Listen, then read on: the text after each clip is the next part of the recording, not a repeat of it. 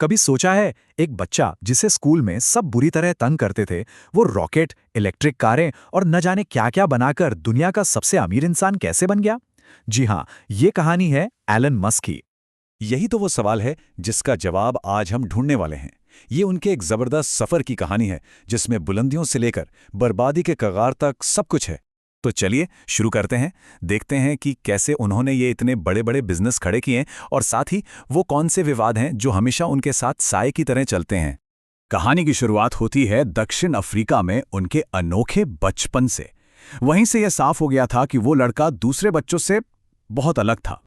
एक छोटा सा किस्सा है जो बताता है कि एलन बचपन से ही कितने अलग थे। एक रात जब उनकी कजिन ने कहा कि उसे अंधेरे से डर लगता है, तो जानते हैं छोटे एलन ने क्या जवाब दिया? अंधेरा तो बस रोशनी की गैर मौजूदगी है। मतलब वो हर चीज को कितने लॉजिकल और फैक्ट्स के नजरिए से देखते थे। उनकी काबिलियत तो बहुत ही कम उम्र में दिखने लगी थी। सोचिए, सिर्फ 12 साल की उम्र में उन्होंने एक वीडियो गेम बनाकर बेच दिया था। ये तो साफ था कि वो कुछ बहुत बड़ा करने के लिए बने हैं और उनकी मंजिल थी अमेरिका। तो चलिए अब कहानी के उस दौर में चलते हैं जब वो अमेरिका पहुंचे और एक एंटरप्रेन्योर के तौर पर अपनी पहली बड़ी कामयाबियां हासिल की। उनका पहला स्टार्टअप Zip2 एक बहुत ही सीधे लेकिन कमाल के आइडिया पर बना था। उन्होंने देखा कि लोग बिजनेस ढूंढने के लिए अब भी पुरानी कागज वाली डायरेक्टरी इस्तेमाल कर रहे हैं। उन्होंने बस उसी को ऑनलाइन लाकर एक बहुत बड़ी प्रॉब्लम सॉल्व कर दी। Zip2 जब बिका तो एलन को पर्सनली मिले $22 मिलियन। सिर्फ 27 साल की उम्र में वो एक मल्टी मिलियनेयर बन चुके थे। पर आप जानते हैं, ये तो बस शुरुआत थी। वो रुके नहीं। उनका अगला निशाना था बैंकिंग की दुनिया में क्रांति लाना। उन्होंने शुरू किया X.com, जिसका सीधा मुकाबला था पीटर थियल के पेपाल से। दोनों कंपनियां कस्टमर्स के लिए करोड़ों रुपए पानी की तरह बहा रही थी। आखिरकार दोनों कंपनियों को एक होना पड़ा, वो मर्ज हो गईं। हाँ, कुछ अंदरूनी मतभेदों की वजह से एलन को सीईओ की कुर्सी से हटा दिया गया, लेकिन वो सबसे बड़े शेयर होल्डर बने रहे। और जब ईबे ने पेपैल को खरीदा तो एलन को मिले पूरे $180 मिलियन। अब उनके पास अपने सबसे बड़े सपनों को पूरा करने के लिए पैसा था। और यहीं से कहानी में एक बहुत बड़ा एक नाटकीय मोड़ आता है। साल 2008 उनके करियर का सबसे मुश्किल दौर था। ऐसा दौर जहां उनका सब कुछ दांव पर लग गया था। स्पेसएक्स अंतरिक्ष में सस्ते रॉकेट भेजने का उनका सपना बार बार टूट रहा था। एक के बाद एक उनके पहले 3 लॉन्च भयानक तरीके से फेल हो गए। हर रॉकेट के धमाके के साथ उनके पैसे और सपने दोनों जलकर राख हो रहे थे। हालात इतने ज्यादा खराब थे कि 3 फेलियर के बाद स्पेसएक्स के पास सिर्फ एक और लॉन्च के लिए पैसे बचे थे। बस एक आखिरी मौका। और मुश्किल ये थी कि आग सिर्फ एक तरफ नहीं लगी थी।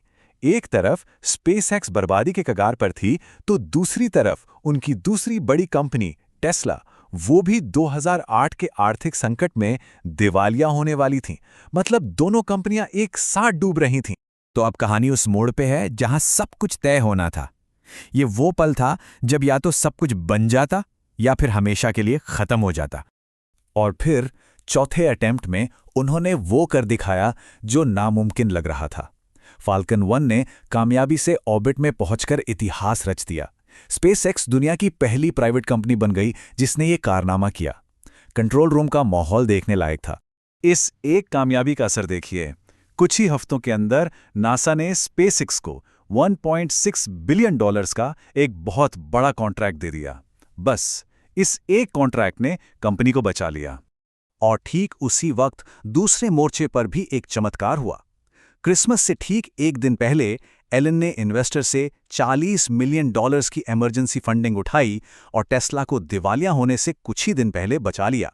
इस भयानक संकट से बाहर आने के बाद एलन ने सिर्फ अपनी कंपनियों को बचाया नहीं, बल्कि अपने साम्राज्य को बहुत तेजी से फैलाना शुरू कर दिया। अब जब उनकी 2 मेन कंपनियां सेफ थीं, तो उन्होंने उन नए आइडियाज पर काम करना शुरू किया जो वाकई में भविष्य को बदलने की ताकत रखते थे। इसके बाद तो उन्होंने एक के बाद एक कई महत्वाकांक्षी प्रोजेक्ट्स शुरू किए। स्टारलिंक, जो दुनिया के कोने कोने में इंटरनेट पहुंचाना चाहता है। न्यूरोलिंक, जो इंसानी दिमाग को कंप्यूटर से जोड़ने पर काम कर रही है। द बोरिंग कंपनी, जो शहरों के नीचे सुरंगें बनाकर ट्रैफिक खत्म करना चाहती है। और हाँ, हाल ही में ट्विटर खरीदकर उन्होंने सोशल मीडिया की दुनिया में भी कदम रख दिया।